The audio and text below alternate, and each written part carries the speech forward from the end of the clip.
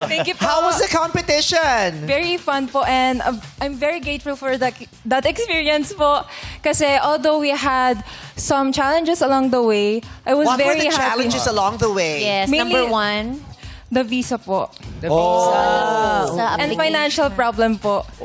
Since it's very expensive to go abroad. Bakit?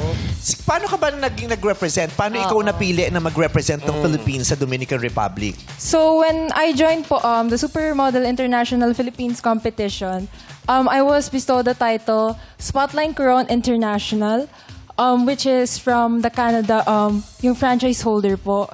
So parang brand po Pag nila nanalo yun. ka dun sa anong title nung napanalunan mo? Spotlight Crown International. Spotlight. Crown International po. Coron, Palawan. Pag nanalo ka doon, ikaw ang mag-represent sa Miss Teen Universe? Pinili po nila Ano through sinasabi the mo? title. Ano sinasabi mo, Kim? Anong koron? Coron, Palawan. Spotlight Coron. Ano ba yung... Crown. Crown? Ulo, Spotlight nabingi Coron. na. Spotlight Crown? Tama ba? Crown po. Ha? Crown. O Coron? Kurong. Coron? Crown po. Ano yung Coron? Basically, it's from their brand po. Kasi franchise it's a holder brand po sila. name. Yes po. SCI Tama ka Philippines. naman. So, paano nagkaroon ng financial problem? Di ba dapat sagot nila yung gagastusin doon? Oo. Yung ano po kasi, since baguhan po ako sa pageant scenery sa local po, ay Scenery. May mga Coron. ilog. May mga ilog dun sa pageant. Okay. bago po ako, hindi pa po ako masyadong kilala sa locally po. As in, yung mga regional competition po, I haven't tried it yet kasi I'm still young po. So, Kasi Miss Teen Universe yun. So, dapat Yes, talaga po. bata ka po. yes po. So, yung naging problem po namin is financial kasi yung family din po namin ang nahihirapan din Yeah, po pero financially. di ba dapat May yung pamasahe. napanalunan mong Organization. contest na magsasali sa'yo doon, sila dapat ang may Provided Magdadala ka. sa'yo. But Nasa personal Canada na. po kasi Ha? sila. Nasa Canada po, sina Sir. Yeah, hindi that sila time. nagpapadala ng pang, ano mo? Pang, Pamasahe, pang hotel, visa, paano ba yun? Nag-help din po sila pero not financially din po. Yun po yung naging So, yung pocket problem. money ba? Ganon? Opo. so, ang hirap nun, pinili, ikaw mag-represent ha, pupunta kang Dominican. Bahala tapos ka na. bahala ka mo. Mahirap. Nang problema ka pa. Parang yung sa mga... Magsusulisit ka. Parang, Para sa mga athletes. yes. Tsaka yung sa mga dance contest, di ba? Yun, susulisit sila. Yeah.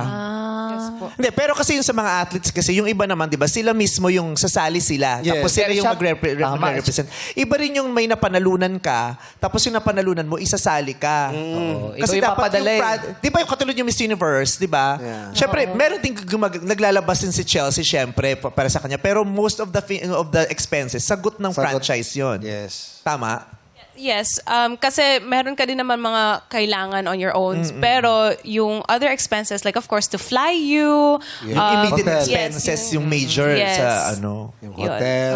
Oo. Kasi kawawa naman kung Yes. pinili ka tapos... Dala-dala mo ang Pati yung susuot mo. Pilipinas. Ikaw Tama. din, gastos mo rin. Opo. Yung pamasahe po, yung ipon po ni na mama and papa sa work niya po. Stress yun. Kasi katulad ni Chelsea, nung lumaban siya sa Miss Universe Philippines, pera niya talaga yung ginagastos niya sa local pageant, Yeah. di ba? Yun, Oo. Tsaka, kung di ako nagkakamali, nanay niya ang assistant niya, ang kasama niya all the way, tama?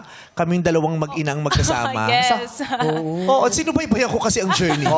Hala, galing mo na- naman. na. Pero nung Miss Universe Philippines na, susuportahan na siya nung franchise. Di ba? Kasi syempre hindi kakayanin ni Chelsea yun. Correct. Ano ba to? Sa simula, bit-bit ko lahat, pero pag nanalo na, lahat tayo nagbubuni.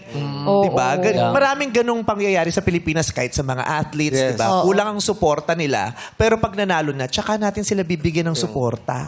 Tsaka may incentive, may bibigyan nyo ng ilang milyon, bibigyan nyo ng suporta, may pakondo. Dapat sinisimulan natin sa simula pa lang yung suporta at pagtulong. Kasi mas lalo silang lalakas, di ba, para lumaban. Tsaka yung iba, nabibitin tuloy. Imbis na... Bakit? Iba di natutuloy. Imbis na magpursige, ang problema, wala tayong pera. Kulang sa Nagpasos financial. lang tayo. Pag Hindi na nagsulit- magtutuloy. Pag nagsulisit, hindi nakakuha, hindi nasasali. Correct. Dito na lang sila. Oo. Buti na lang kahit nakasurvive ka. Opo. Kasi si mama din po, supportive, tapos si papa. Yung ipon po nila nung work po ni papa as a security guard po, iniipon po yun ni mama. So yun po yung ginastos din namin.